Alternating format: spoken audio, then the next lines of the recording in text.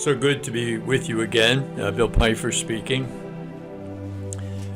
We are looking forward each day to spending some time with you and sharing things that are on the lighter side sometimes and other times more meat and potatoes. The last couple days it's been meat and potatoes. Today I'd just like to remind you that yesterday on this channel we talked about 3 questions that are really important. If you were hauled into court for being a Christian, would there be enough evidence to convict you? If there is a God and he sent his son Jesus, and his son Jesus was also God, and he said and did some things, what would be the most important thing for you to do from the time you're born to the time that you die?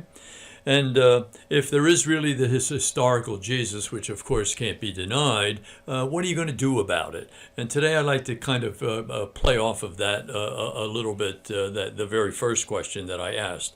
If you were hauled into court for being a Christian, that's one way of asking that question, but there's others that are equally as important. If you were hauled into court for being a husband, would there be enough evidence to convict you? If you were hauled into court for being a wife, would there be enough, evidence there to convict you? If you were called into court for being a mother or a father, would there be enough evidence to convict you? How about if you're a teacher or a pastor? If you were called into court for being a teacher and a pastor, would you be able to say, there's good evidence. I am a really good teacher. I'm a really good pastor.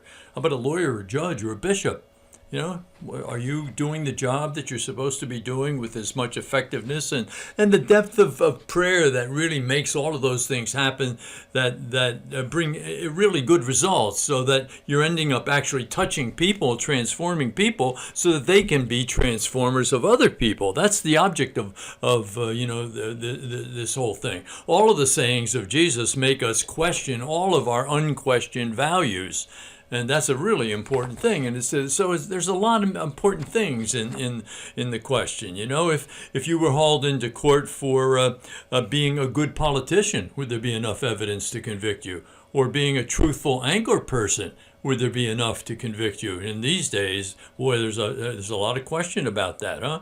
How about if you're just being a good carpenter or plumber or an electrician? They're very difficult finding good tradesmen today. So you really need to end up doing the things that you're supposed to be doing and doing them really well.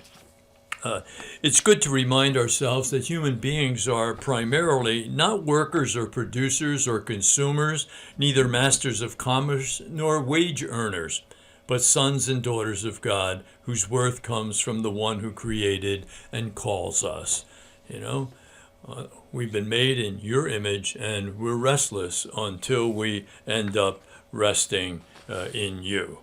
And 4 things, if I were to say, what are the things that make a spiritual life? Well, there are 4 things. The first is prayer. Really an important thing. All of the great religions demand that because it gives an immediate experience of God, not just an intellectual understanding. We've got to get past our brains, past our thinking, and experience God. That's what really transforms us. The second thing is Lectio Divina, or reading of the scriptures, and a spiritual book that continue to motivate us into prayer. The third is liturgy, and particularly the Eucharist. And lastly is ministry, to serve other people. When we're talking about that, I always like to say that, someone who wants to be an apostle or a minister, the first thing they should do is nothing. They should kneel down and not get up until God tells them to get up, until God calls them, gives them power and sends them out. And there's too many people who kneel down, call themselves, give themselves power, and go out and give themselves a mission, and nothing good really happens because they aren't spending the prayer time to be able to do the things in a way that really makes transformation happen in people's lives. Too many churches involved in social work, which is a really critical thing, but the social workers need to know how to pray, or the good things don't really happen. Here's a nice little story to end our session today. There's a story of a woman who had been used to every luxury and to all respect.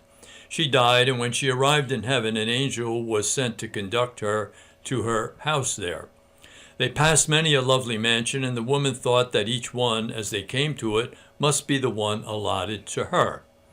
When they had passed through the main streets, they came to the outskirts where the houses were much smaller, and on the very fringe they came to a house which was a little more than a shack. "This is your house," said the conducting angel. "What?" said the woman. "That house? I can't live in that house." "I am sorry," said the angel, "but that is all we could build for you with the materials you sent up." Good story. Happiness again tomorrow totally depends on doing the truth today.